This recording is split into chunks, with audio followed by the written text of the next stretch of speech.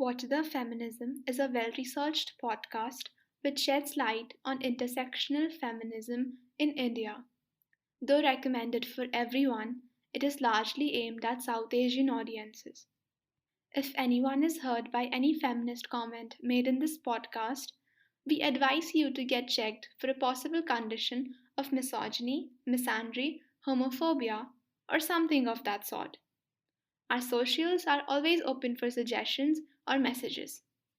Thank you for tuning in, and I hope you enjoyed this episode.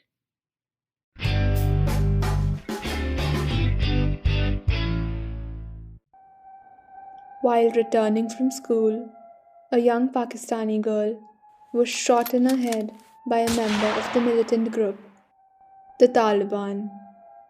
The bullet grazed her left eye, skull, and brain, lacerating her facial nerve, shattering her eardrum, and breaking her jaw joints. What it could not touch, however, was her indomitable spirit. This is the story of Malala Yousafzai. Hi everyone, welcome back to What the Feminism podcast. This is the first episode of 2023, and it's a very special episode because we'll be talking about a very special person. Female education activist and 2014 Nobel Peace Prize laureate Malala Yousafzai. Her story is illuminating, incredible, and inspiring, making her a feminist icon whom the world looks up to.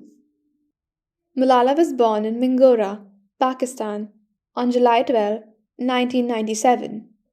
In countries like Pakistan, families often prefer to have male children, but Malala's father, Ziauddin Yousafzai, did not hold the same prejudice.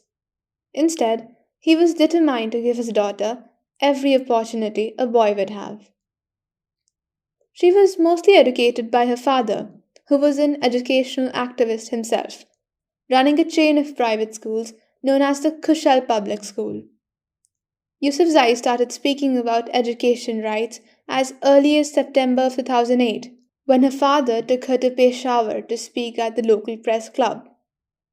"How dare the Taliban take away my basic right to education?" she asked in a speech covered by newspapers and television channels throughout the region. In late 2008, the BBC came with a novel idea of covering the Pakistani Taliban's growing influence in Swat. They decided to ask a schoolgirl to blog anonymously about her life there. At the time, Pakistani Taliban militants, led by Maulana Fazlullah, were taking over the Swat Valley, banning television, music, girls' education, and women from going shopping. Bodies of beheaded policemen were being displayed in town squares. At first, a girl named Aisha from her father's school agreed to write a diary, but her parents stopped her from doing so because they feared Taliban reprisals. The only alternative was Yousafzai, who was 4 years younger and in 7th grade at the time. Because they were concerned for her safety, the BBC editors insisted she use a pseudonym. Her blog was published under the byline Gul Makai, which meant cornflower in Pashto. On the 3rd of January 2009, her first entry was posted to the BBC Urdu blog. She handwrote notes and passed them to a reporter who scanned and emailed them. The blog recorded Yousafzai's thoughts during the First Battle of Swat. As military operations took place, fewer girls showed up to school, and finally her school shut down. In Swat, the Pakistani Taliban had set an edict that girls could not attend school after the 15th of January 2009. They had already blown up more than 100 girls' schools. On the 24th of January 2009, Yousafzai wrote, "Our annual exams are due after the vacations, but this will only be possible if the Pakistani Taliban allow girls to go to school. We were told to prepare certain chapters for the exam, but I do not feel like studying." On the 15th of February, gunshots were heard in Mingora streets. But Yousafzai's father reassured her, saying, "Don't be scared, this is firing for peace." Her father had read in the newspaper that the government and the militants were going to sign a peace deal the next day. Later that night, when the Taliban announced the peace deal on their FM radio studio, another round of stronger firing started outside. Along with her blog, Malala's activism continued in several ways. She spoke against the Pakistani Taliban on the national current affairs show Capital Talk. Yousafzai and her father were also approached by New York Times reporter Adam B. Ehrlich about filming a documentary. In the documentary, she is filmed saying, "I'm really bored because I have no books to read." But speaking out, especially against the Taliban, had its own set of consequences. That month, after criticizing militants at a press conference, her father received a death threat over the radio by a Pakistani Taliban commander. As Yousafzai became more recognized, the dangers facing her increased. Death threats were published in the newspapers and slipped under her door. On Facebook, where she was an active user, she began to receive threats. Eventually, a Pakistani Taliban spokesman said that they were forced to act. In a meeting held in the summer of 2012, Taliban leaders unanimously agreed to kill her. On the 9th of October 2019, Malala was returning home on a bus after taking an exam. Suddenly, a masked gunman entered the house and shouted, "Which one of you is Malala? Speak up, otherwise I will shoot you all." Malala stood still and silent, staring into the face of the Talib as he called out her name. She held her friend's hand tightly, and the gunman, recognizing her, started firing. She covered her face, tried to bend down, but a second later she fell into her friend's lap. The white school bus was now red. Immediately after the shot, in Peshawar, emergency surgeons removed her left temporal skull bone to create space for her brain to swell in response to the injury. Their quick action saved her life, but soon her organs began to fail and she was airlifted to the capital city, Islamabad. A week later, doctors determined that she needed more intense care and should be removed out of her home country to continue treatment.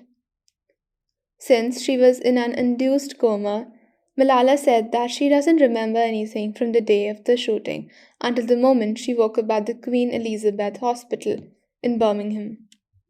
The murder attempt received worldwide media coverage and produced an outpouring of sympathy and anger. Protests against the shooting were held in several Pakistani cities the day after the attack, and over 2 million people signed the Right to Education campaign's petition, which led to ratification of the first Right to Education bill in Pakistan. Pakistani officials offered a 10 million rupee reward for information leading to the arrest of the attackers.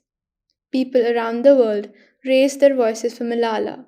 Secretary of State Hillary Clinton said that Yousafzai had been very brave in standing up for the rights of girls, and the attackers had been threatened by that kind of empowerment. American singer Madonna dedicated her song Human Nature to Yousafzai at a concert in Los Angeles the day of the attack, and also had a temporary Malala tattoo on her back. American actress Angelina Jolie donated $200,000 to the Malala Fund for Girls' Education. Ehsanullah Ehsan, the chief spokesman for the Pakistani Taliban, claimed responsibility for the attack, saying that Yousafzai is a symbol of the infidels and obscenity, adding that if she survived, the group would target her again. A group of Islamic clerics in Pakistan issued a fatwa, which is a ruling of Islamic law, against the Taliban gunmen who tried to kill Yousafzai. Islamic scholars from the Sunni Ittihad Council publicly denounced attempts by the Pakistani Taliban to mount religious justifications for the shooting of Yousafzai and two of her classmates. On the 15th of October 2012, UN Special Envoy for Global Education Gordon Brown, the former British Prime Minister, visited Yousafzai while she was in the hospital and launched a petition in her name and in support of what Malala fought for. As per the petition, Pakistan had to agree to a plan to deliver education for every child. The UN called on countries to outlaw discrimination against girls, and they also urged international organizations to ensure that the world's 61 million out of school children are in education by the end of 2015. In November 2012, US sources confirmed that Mullah Fazlullah, the cleric who ordered the attack on Yousafzai, was hiding in eastern Afghanistan. He was killed by a US Afghan airstrike in June 2018. After recovering, Malala continued her school in Birmingham.